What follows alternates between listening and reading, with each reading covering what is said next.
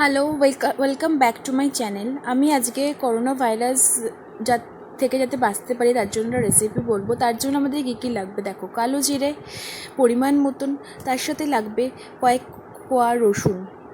রসুন আমাদের শরীরে ইমিউনিটি বাড়ায় অ্যান্ড এটা আমাদের সুস্থ থাকতে সাহায্য করে। কাঁচা লঙ্কা আমাদের শরীরে ইমিউনিটিও বাড়াতে সাহায্য করে।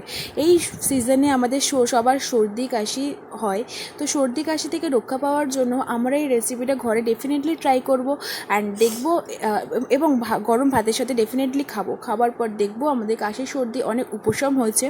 এবং যাতে আমরা এই ভাইরাসের থেকে মুক্তি পেতে পারি তার জন্য আমরা এটা সপ্তাহে 2 থেকে 3 বার তো খেতেই পারি।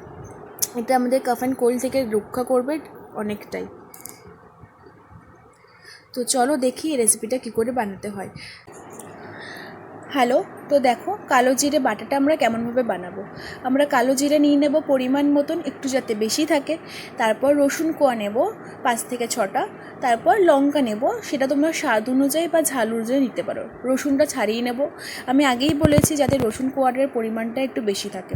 তারপর একসাথে বেটে নেব। চলো দেখি। আমরা এটাতে শিলে বাটবো, মিক্সিতে কেন বাটবো না, কারণ আমরা চাইবো এটা মিহি মিহি করতে, তার জন্যে আমরা মিক্সিতে বাটবো না।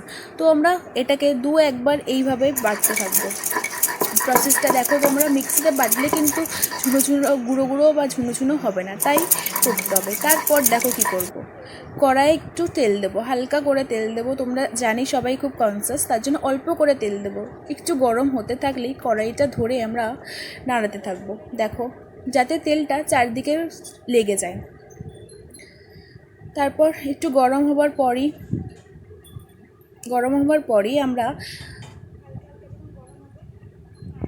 তেলটা গরম হয়ে যাবে, তারপর বাটাটা আমরা দিয়ে দেবো। দেখো একটুখানি হাওয়া ভাপ উঠছে, তারপর আমরা বাটাটা দিয়ে দেবো। বাটাটা দেওয়া হয়ে গেলে আমরা এটাতে নাড়তে থাকবো।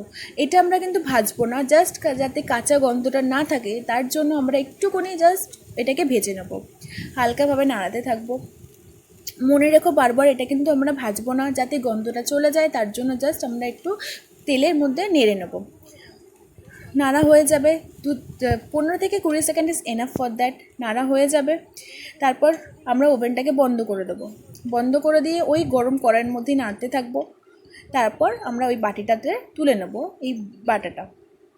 দেখো কেমনভাবে তুলছি, যাতে একটু লেগে না থাকে, ভালোভাবে তুলে নেব, পুরোটাই তুলে নেব। তোলা হয়ে গেলে আমাদের রেডি হয়ে গেল তোমার কালো জিরে বাটা, যেটা আমাদের শরীরের পক্ষে খুবই ভালো। এবং গরম গরম ভাতের সাথে তোমরা খেয়ে দেখো অ্যান্ড প্লিজ শেয়ার করো, লাইক করো অ্যান্ড বলো তোমাদের আর কী কী ভিডিও চাই about this thing. Thank you. Subscribe করতে ভুলো।